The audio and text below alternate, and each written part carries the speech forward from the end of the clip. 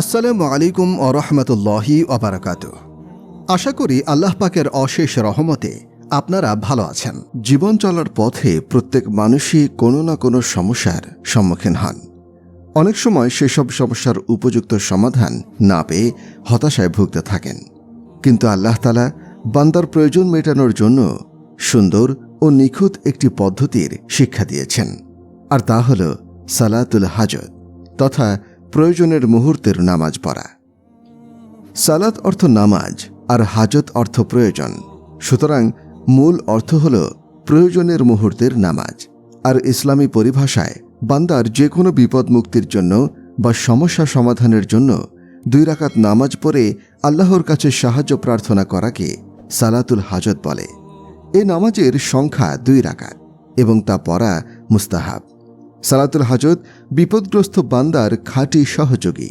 বিপদেই বন্ধুর পরিচয় পাওয়া যায়। দুনিয়ার মুসিবতে বন্ধুর সহযোগিতার অভাব হতে পারে, কিন্তু সৃষ্টিকুলের শ্রেষ্ঠ বন্ধু ও মহান প্রতিপালক আল্লাহর সাহায্যের দরজা বন্ধ হয় না। দরবারে ইলাহির সাহায্যের দরজা সর্বদা বান্দার জন্য উন্মুক্ত। তাই বান্দার জন্য উচিত বিপদে 2 রাকাত সালাতুল হাজত পড়ে আল্লাহর কাছে সাহায্য চাওয়া। এই পদ্ধতি অবলম্বন করলে বান্দা নিজের বিপদে আল্লাহর প্রত্যক্ষ ও পরোক্ষ সাহায্য প্রাপ্ত হবে। আল্লাহর গায়েবী সাহায্য দ্বারা বিপদমুক্ত হবে। এছাড়াও আল্লাহ রাব্বুল আলামিন পবিত্র কোরআনে বান্দাকে নামাজের মাধ্যমে সাহায্য কামনার শিক্ষা দিয়েছেন। এই মর্মে আল্লাহ তাআলা বলেন, হে মুমিনগণ, তোমরা ধৈর্য ও নামাজের মাধ্যমে সাহায্য প্রার্থনা করো। নিশ্চয়ই আল্লাহ তাআলা ধৈর্যশীলদের সাথেই আছেন। নবী করিম সাল্লাল্লাহু আলাইহি ওয়াসাল্লাম কোনো প্রয়োজন দেখা দিলে সঙ্গে সঙ্গে নামাজে দাঁড়িয়ে যেতেন। অতঃপর কায়মনো বাক্যে আল্লাহ তাআলার নিকট প্রয়োজনের সমাধানের জন্য প্রার্থনা করতেন। এটাই ছিল নবীজির প্রয়োজন মেটানোর অনুপম আদর্শ। একইভাবে নবী করিম সাল্লাল্লাহু আলাইহি ওয়াসাল্লাম উম্মতকে নামাজ পড়ার মাধ্যমে নিজ নিজ সমস্যা সমাধানের জন্য আল্লাহর কাছে সাহায্য প্রার্থনার শিক্ষা দিয়েছেন। তাই মুসলিম উম্মার কর্তব্য হল যে কোনো বিপদের সম্মুখীন হলে প্রথমে 2 রাকাত সালাতুল হাজত পড়ে আল্লাহর কাছে সাহায্য প্রার্থনা করা। ব্যক্তিগত, পারিবারিক, সামাজিক, জাতীয় বা আন্তর্জাতিক যে কোনো সমস্যাই হোক না কেন, মুমিন সেই বিপদ থেকে মুক্তির জন্য সালাতুল হাজতের পথ অবলম্বন করবে। দেখা যাবে যে সে বিপদগ্রস্ত মুমিন কল্পনাহীন ও অদৃশ্য সাহায্যপ্রাপ্ত হয়ে বিপদমুক্ত হয়ে যাবে। হাদিস শরীফে সালাতুল হাজতের গুরুত্ব সম্পর্কে বিশদ বর্ণনা হয়েছে। যেমন হযরত হুযায়ফা রাদিয়াল্লাহু আনহু থেকে বর্ণিত, তিনি বলেন, নবী করিম সাল্লাল্লাহু আলাইহি ওয়াসাল্লামের অভ্যাস ছিল যখন গুরুত্বপূর্ণ কোনো প্রয়োজন সামনে আসত তিনি সঙ্গে সঙ্গে নামাজে দাঁড়িয়ে যেতেন। আরেক হাদিসে রাসূল করিম সাল্লাল্লাহু আলাইহি ওয়াসাল্লাম বলেন, যে ব্যক্তির আল্লাহর নিকট অথবা কোনো মানুষের নিকট প্রয়োজন দেখা দেয় সে যেন উত্তম রূপে ওযু করে এবং 2 রাকাত নামাজ পড়ে নেয়। তারপর যেন সে আল্লাহর প্রশংসা এবং নবী করিম সাল্লাল্লাহু আলাইহি ওয়াসাল্লামের প্রতি দরুদ পাঠ করে। মূলত সালাতুল হাজত একটি সাধারণ নফল নামাজ। এটি আদায় করার আলাদা কোনো নিয়ম নেই। স্বাভাবিক নামাজের মতোই উত্তমভাবে ওযু করে 2 রাকাত নফল নামাজ পড়বেন। নামাজের শেষে আল্লাহ তাআলার হামদ ও সানা অর্থাৎ প্রশংসা এবং রাসূল করিম সাল্লাল্লাহু আলাইহি ওয়াসাল্লামের উপর দরুদ পাঠ করে নিজের মনের কথা ব্যক্ত করে আল্লাহর নিকট দোয়া করবেন। এই নামাজ সম্পর্কে এক হাদিসে এভাবে এসেছে, সালফা অর্থাৎ আব্দুল্লাহ ইবনে আবি আওফা থেকে বর্ণিত, রাসূল করিম সাল্লাল্লাহু আলাইহি ওয়াসাল্লাম ইরশাদ করেন, আল্লাহর কাছে বা কোনো আদম সন্তানের কাছে যদি কোনো প্রয়োজন হয় তবে সে যেন ওযু করে এবং খুব সুন্দরভাবে যেন তা করে, পরে যেন 2 রাকাত নামাজ আদায় করে, এরপর যেন আল্লাহর হামদ করে এবং রাসূল করিম সাল্লাল্লাহু আলাইহি ওয়াসাল্লামের উপরে দরুদ সালামের পরে এই দোয়াটি পড়ে, যার অর্থ, আল্লাহ ছাড়া কোনো ইলাহ নেই, তিনি অতি সহিষ্ণু ও দয়ালু, সকল দোষ ত্রুটি থেকে পবিত্র তিনি, মহান আরশের প্রভু, সকল প্রশংসা আল্লাহর, তিনি সারা জাহানের রব, আপনার কাছেই আমরা জানচা করি, আপনার রহমত আকর্ষণকারী সকল পুণ্যকর্মের ওসিলায় আপনার ক্ষমা ও মাগফিরাত আকর্ষণকারী সকল ক্রিয়াকাণ্ডের বরকত, সকল নেক কাজ সাফল্য লাভের এবং সব ধরনের গুনাহ থেকে নিরাপত্তা লাভের। আমার কোনো গুনাহ যেন মাফ ছাড়া না থাকে, কোনো সমস্যা যেন সমাধান ছাড়া না যায়। আর আমার এ প্রয়োজন যাতে রয়েছে আপনার সন্তুষ্টি, তা যেন অপূরণ না থাকে। হে আর রহমানুর রহিম, হে সর্বশ্রেষ্ঠ দয়ালু। সুতরাং দোয়ার ক্ষেত্রে হাদিস শরীফে বর্ণিত দোয়াটি অন্যান্য দোয়ার সাথে নামাজের শেষে বিশেষভাবে পড়া যেতে পারে, তবে পড়তেই হবে এমন কিছু নয়। আপনি আপনার মতো করে দোয়া করলেও কোনো অসুবিধা নেই। মানুষ আল্লাহর সৃজিত নেয়ামত দ্বারা কল্যাণ লাভ করে। আল্লাহর নেয়ামত রাজির মধ্যে বান্দার ইহ পরকালীন শান্তি নিহিত। বান্দার কর্তব্য নেয়ামতের শুকরিয়া আদায় করা। আল্লাহর শুকরিয়া আদায় করলে বান্দার রিজিক বৃদ্ধি পায়। তাই বান্দা যখন কোনো নেয়ামত প্রাপ্ত হয় অথবা কোনো বিপদ থেকে মুক্তি পায়, তখন আল্লাহর শুকরিয়া আদায় করা উচিত। শুকরিয়া আদায় করার নিয়মও ইসলামে বলে দেয়া হয়েছে। শুকরিয়া শব্দটি আরবি, অর্থাৎ কৃতজ্ঞতা। ইসলামী পরিভাষায় আনন্দ বা সুখের কারণে আল্লাহর প্রতি কৃতজ্ঞতা প্রকাশ করাকে শুকর বলা হয়। রসুল পাক সাল্লাল্লাহু আলাইহি ওয়াসাল্লাম একাধিক হাদিসে সিজদায়ে শুকরিয়া আদায় করার কথা বলেছেন। তবে এই সিজদা থেকে উদ্দেশ্য হল 2 রাকাত নামাজ পড়া, যাকে সালাতুশ শুকর বা সিজদার নামাজ বলা হয়। ইমাম আবু হানিফা রাহিমাহুল্লাহ এর বর্ণনা মতে সিজদায়ে শুকর বাক্যটির মধ্যে সিজদা দ্বারা রূপক অর্থের নামাজকে বোঝানো হয়েছে, কিন্তু গ্রহণযোগ্য ফতোয়া অনুযায়ী অজু সহকারে কিবলামুখী হয়ে একটা সিজদা দেওয়ার মাধ্যমেও শুকরিয়া আদায় করা যায়।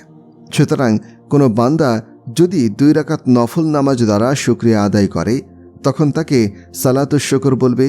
আর একটা সিজদার মাধ্যমে যদি শুকরিয়া আদায় করে, তখন তাকে সিজদায়ে শুকর বলবে।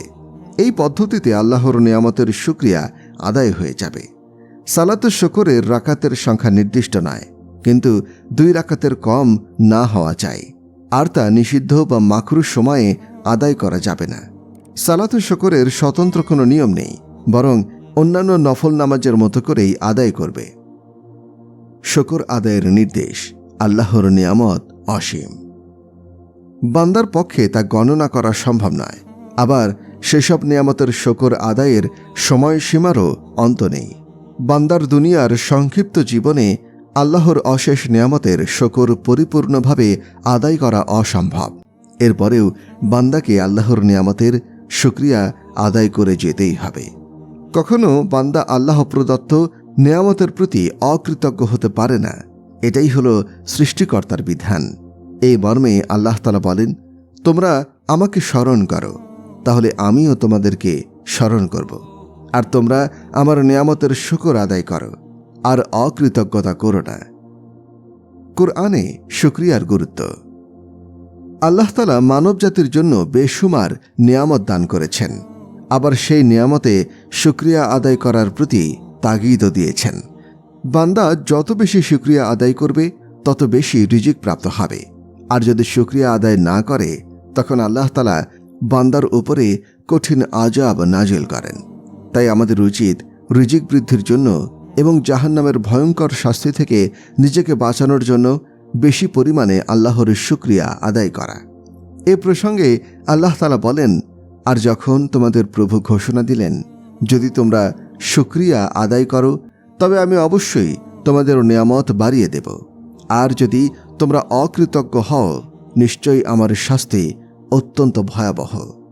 আল্লাহ তাআলা আরও বলেন, যদি তোমরা কৃতজ্ঞতা প্রকাশ করো এবং ঈমান আনো, তাহলে তোমাদেরকে শাস্তি দিয়ে আল্লাহ তাআলা কি করবেন? আল্লাহ তাআলা পুরস্কার দানকারী, সর্বজ্ঞ। হাদিসে সিজদায়ে শুকরের মাহাত্ম্য। আল্লাহর সৃষ্টির মাঝে আল্লাহর অস্তিত্ব বিদ্যমান। যুগে যুগে নবী রাসূলদের মুজিজা দ্বারা বারবার আল্লাহর অস্তিত্বের কথা প্রমাণিত হয়ে আসছে, যা কোরআন ও হাদিসে স্বর্ণাক্ষরে লিখিত আছে। তাই যখন যেখানে আল্লাহর কোনো নিদর্শন চোখে পড়ে, সঙ্গে সঙ্গে শুকরিয়া স্বরূপ 2 রাকাত নামাজ পড়ে নেওয়া সুন্নত। এভাবে একাধিক হাদিসে রাসূল পাক সাল্লাল্লাহু আলাইহি ওয়াসাল্লাম শুকর আদায় করার নির্দেশ দিয়েছেন। মূলত দুনিয়ার সব সৃষ্টিই হল আল্লাহর নিদর্শন।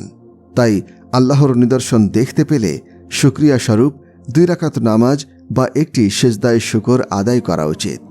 এই প্রসঙ্গে রাসূল পাক সাল্লাল্লাহু আলাইহি ওয়াসাল্লাম বলেন, যখন তোমরা কোনো নিদর্শন দেখবে তখন সেজদা করবে। আরেক হাদিসে আছে, হযরত আবু বকর সিদ্দিক রাদিয়াল্লাহু আনহু বলেন, যখন নবী করিম সাল্লাল্লাহু আলাইহি ওয়াসাল্লামের নিকটে কোনো খুশির সংবাদ বা এমন কিছু পৌঁছাত যাতে তিনি সন্তুষ্ট হতেন, তখন তিনি আল্লাহর দরবারে কৃতজ্ঞতা জ্ঞাপনের উদ্দেশ্যে সেজদায় পতিত হতেন। মানুষকে আল্লাহ তাআলা শ্রেষ্ঠ জাতি হিসেবে সৃষ্টি করেছেন। এ সৃষ্টির মূল লক্ষ্য হল একমাত্র আল্লাহর ইবাদত করা। সেই সঙ্গে মানব জাতির জন্য জীবন বিধান প্রণয়ন করেছেন মহান আল্লাহ তাআলাই, যাতে হালাল হারাম নির্ণয় করতে সক্ষম হয় এবং বান্দার কোনো কাজে বৈধ অবৈধ এবং সত্য মিথ্যার মিশ্রণ না ঘটে। তবে মানুষ ভুলের ঊর্ধ্বে নয়। অনেক সময় দেখা যায় মানবজাতি ইচ্ছা বা অনিচ্ছায় অপরাধে জড়িয়ে পড়ে, আল্লাহ তাআলার বিধানের সীমা লঙ্ঘন করে বসে। কিন্তু আল্লাহ তাআলা বান্দার সেসব ভুল সংশোধনের জন্য এবং স্বীয় অপরাধ থেকে মুক্তি লাভের সুযোগ করে দিয়েছেন। আর সেই মুক্তির পথ হল তওবা। এই তওবার মাধ্যমে বান্দা আবার স্বীয় নিষ্পাপ জীবনে ফিরে আসে। তওবাই একমাত্র আল্লাহর নৈকট্য ও মাগফিরাত লাভের অনন্য উপায়। তওবা শব্দটি আরবি। এর আবিধানিক অর্থ হল অনুশোচনা বা পুনরায় পাপ না করার সংকল্প। ইসলামী শরীয়তের পরিভাষায় নিজের কৃত অপরাধের প্রতি অনুতপ্ত হয়ে আল্লাহর নিকটে ক্ষমা প্রার্থনা করা এবং ভবিষ্যতে অপরাধ বা গুনাহ না করার দৃঢ় সংকল্প করাই হল তওবা। আর গুনাহের কাজ সংঘটিত হওয়ার পরপরই মাগফিরাতের উদ্দেশ্যে ওযু করে 2 রাকাত নফল নামাজ পড়াকে সালাতুত তওবা বা তওবার নামাজ বলে। তওবার নামাজ অন্যান্য নফল নামাজের মতো করেই আদায় করবে। এজন্য পৃথক কোনো নিয়ম নেই। আর নিষিদ্ধ ও মাকরুহ ওয়াক্ত ব্যতীত যে কোনো সময়ে তওবার নামাজ পড়া যাবে। কুরআনে তওবার গুরুত্ব। আল্লাহ তাআলা মহান, করুণাময় এবং দয়ালু।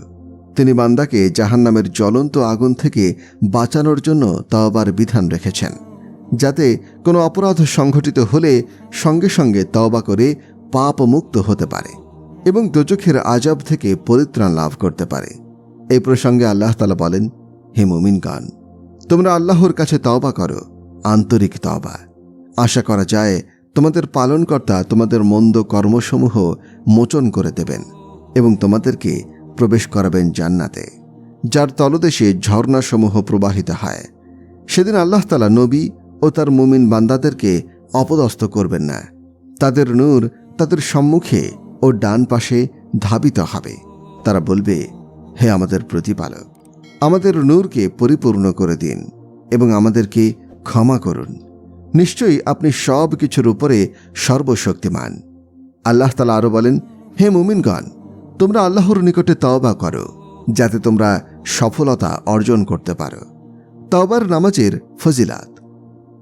নবী করিম সাল্লাল্লাহু আলাইহি ওয়াসাল্লাম স্বীয় উম্মতের পাপ মুক্তির জন্য তওবার নামাজের বিধান রেখে গেছেন। তওবার নামাজ গুনাহ মার্জনার শ্রেষ্ঠ উপায়, কারণ উম্মতরা নিষ্পাপ নয়।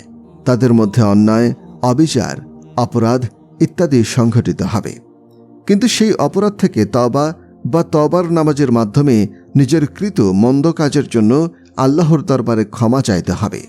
এ নামাজ হল বান্দার পাপ মুক্তির চাবি স্বরূপ। এই মর্মে রাসূল পাক সাল্লাল্লাহু আলাইহি ওয়াসাল্লাম বলেন, কোনো ব্যক্তি যদি কোনো গুনাহ করে ফেলে, তারপর সে দাঁড়িয়ে ওযু করে 2 রাকাত নামাজ পড়ে আল্লাহর কাছে ক্ষমা প্রার্থনা করে, তখন আল্লাহ তাআলা অবশ্যই তাকে ক্ষমা করে দেন। তারপর নবী করিম সাল্লাল্লাহু আলাইহি ওয়াসাল্লাম এই আয়াতটি পাঠ করলেন।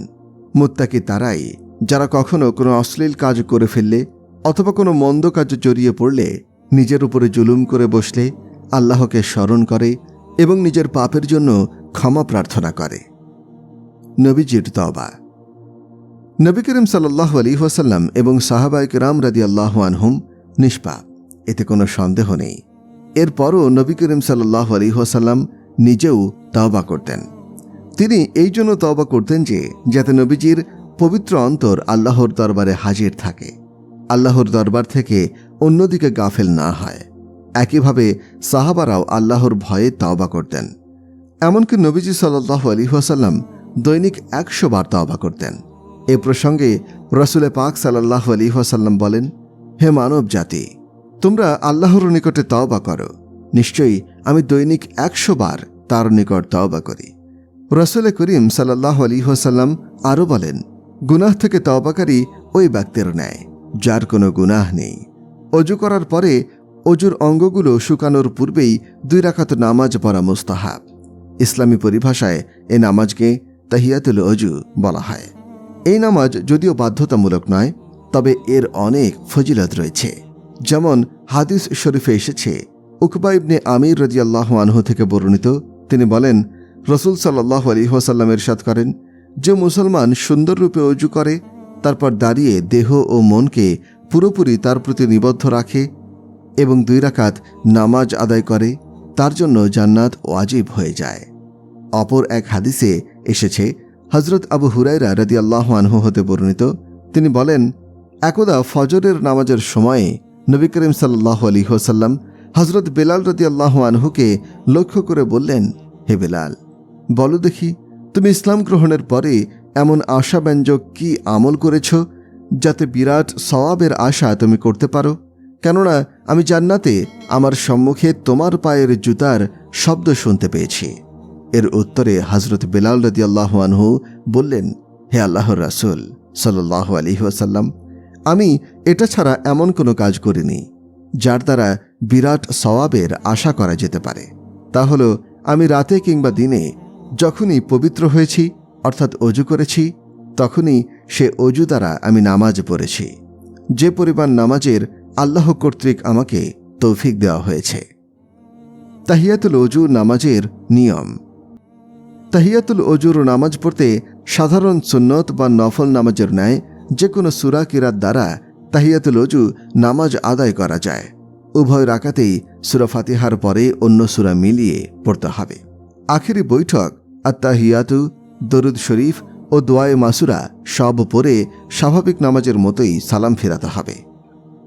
নামাজের নিষিদ্ধ সময় ছাড়া যে কোনো সময় অজু করার পরে এই নামাজ পড়া যায়, অর্থাৎ যে 3 সময় নামাজ পড়া নিষিদ্ধ: 1. সূর্য উদয়ের সময়, 2. ঠিক দুপুরে যখন সূর্য মাথার সোজাসুজি থাকে, 3. সূর্য ডোবার সময়। তাছাড়া বাকি যে কোনো সময় এই তাহিয়াতুল অজু নামাজ পড়া যায় বলে হাদিস শরীফে বর্ণিত হয়েছে। 2 রাকাত সালাত ও বিশেষ দোয়ার মাধ্যমে আল্লাহ তাআলার নিকটে পছন্দনীয় বিষয়ে মন ধাবিত হওয়ার জন্য আশা করা, অর্থাৎ 2টি বিষয়ের মধ্যে কোনটি অধিক কল্যাণকর হবে এ ব্যাপারে আল্লাহর নিকট 2 রাকাত সালাত ও ইস্তেখারার দোয়ার মাধ্যমে সাহায্য চাওয়ার নামই হল ইস্তেখারা। ইস্তেখারা কখন করতে হয়? মানুষ বিভিন্ন সময় একাধিক বিষয়ের মধ্যে কোনটিকে গ্রহণ করবে সে ব্যাপারে দ্বিধাদ্বন্দ্বে পড়ে যায়, কারণ কোথায় তার কল্যাণ নিহিত আছে সে ব্যাপারে কারোরই জ্ঞান নেই। তাই সঠিক সিদ্ধান্তে উপনীত হওয়ার জন্য আসমান জমিনের সৃষ্টিকর্তা, অতীত, বর্তমান, ভবিষ্যৎ সকল বিষয়ে যার সম্যক জ্ঞান আছে, যার হাতে সকল ভালো মন্দের চাবিকাঠি, সেই মহান আল্লাহ তাআলার নিকটে উক্ত বিষয়ে সিদ্ধান্ত গ্রহণের জন্য সাহায্য প্রার্থনা করতে হয়, যেন তিনি তার মনের সিদ্ধান্তকে এমন জিনিসের উপরে স্থায়ী করে দেন যা তার জন্য উপকারী এবং কল্যাণকর হয়, যার ফলে তাকে পরবর্তীতে আফসোস করতে না হয়। এই নামাজের নির্দিষ্ট সময় নেই, সাধারণ নফলের হুকুমেই পড়ে এটি। ইস্তিখারার উদ্দেশ্যে 2 রাকাত সালাত পড়তে হয়। এক্ষেত্রে কতক ওলামায়ে কেরাম প্রথম রাকাতে সূরা কাফিরুন এবং দ্বিতীয় রাকাতে সূরা ফাতিহার পরে সূরা ইখলাস পড়তেন, তবে যে কোনো সূরা পড়া যাবে। নামাজের সালাম ফিরিয়ে আল্লাহ তাআলার বরত্ব ও মর্যাদার কথা মনে জাগ্রত করে একান্ত বিনয় ও নম্রতা সহকারে আল্লাহর প্রশংসা ও নবী করিম সাল্লাল্লাহু আলাইহি ওয়াসাল্লামের উপরে দরুদ পেশ করার পরে নিচের দোয়াটি পাঠ করবে। হযরত জাবের রাদিয়াল্লাহু আনহু থেকে বর্ণিত, তিনি বলেন, রাসূল করিম সাল্লাল্লাহু আলাইহি ওয়াসাল্লাম প্রত্যেক কাজে আমাদের ইস্তেখারা করা সম্পর্কে এমনভাবে শিক্ষা দিতেন যেভাবে কুরআনের সূরা শিক্ষা দিতেন। তিনি বলতেন, তোমাদের কেউ যখন কোনো কাজ করবে তখন সে 2 রাকাত নফল নামাজ আদায় করবে, এরপর নিম্নোক্ত দোয়া পড়বে: হে আল্লাহ, আমি আপনার কাছে কল্যাণ চাই আপনার ইলমের সাহায্যে, আপনার কাছে শক্তি কামনা করি আপনার কুদরতের সাহায্যে, আপনার কাছে অনুগ্রহ চাই আপনার মহা অনুগ্রহ থেকে। আপনি সর্বসময় ক্ষমতার অধিকারী, আমার কোনো ক্ষমতা নেই। আপনি সর্বজ্ঞ, আমি কিছুই জানি না। আপনি সকল গোপন বিষয়ে পূর্ণ অবগত। হে আল্লাহ, আপনার ইলমে এ কাজ, এখানে নিজের উদ্দেশ্যপূর্ণ জিনিসের কথা উল্লেখ করবেন।